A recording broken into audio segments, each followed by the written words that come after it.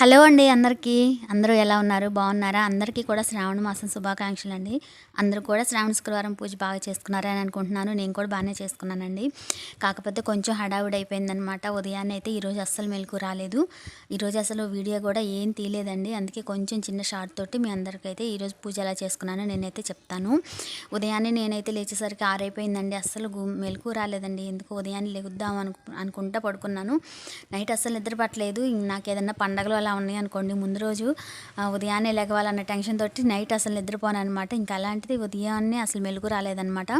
ఇంక ముందు రోజు అన్నీ నీట్గా క్లీన్ చేసి పెట్టేసుకున్నాను కదా, గడపలు కూడా అన్నీ అలంకరించేసి పెట్టేసుకున్నాను. ఇంకా ఉదయం లేచేసి అన్నీ సిద్ధం చేసేసుకున్నానండి. ఇంకా పూజ చేసేసుకోవడానికి మొత్తం రెడీ చేసుకున్నాను. సింపుల్గా గడపకు కూడా అలంకరించేసుకొని పూజ కూడా చేసేసుకున్నాను అనమాట. గడప పూజ శ్రావణ మాసంలో గడప పూజ చేసుకుంటే చాలా మంచిది. ఇంకా మా వారిని మా అమ్మాయిని పంపించిన తర్వాత నిదానంగా పూజ అయితే చేసుకున్నానండి. ఇంకా వాళ్ళు ఉన్నప్పుడు పూజలో కూర్చున్నానంటే ఇంకా వాళ్ళకి టైం అయిపోతూ ఉంటుంది. ఇంకా అందువల్ల అయితే వాళ్ళని పంపించేసిన తర్వాత వాళ్ళు వెళ్ళిపోయిన తర్వాత ప్రశాంతంగా తలుపులు వేసుకొని నేను నిండుగా అమ్మవారిని స్వామివారిని అలంకరించేసుకొని విరజాజులు తీసుకున్నాను. అవన్నీ కూడా నిండుగా అలంకరించేసుకొని ప్రశాంతంగా పూజ అయితే చేసుకున్నానండి. ఆవు నెత్తి దీపం అయితే పెట్టేసుకొని అమ్మవారికి అష్టోత్తరము కనకదార స్తోత్రము అన్నీ చదువుకొని ప్రశాంతంగా పూజ అయితే చేసుకున్నాను. లలిత సహస్రనామం కూడా చదువుకున్నానండి. ఈ శ్రావణ మాసంలో లలిత సహస్రనామం కనకదార స్తోత్రం చదివితే చాలా మంచిది.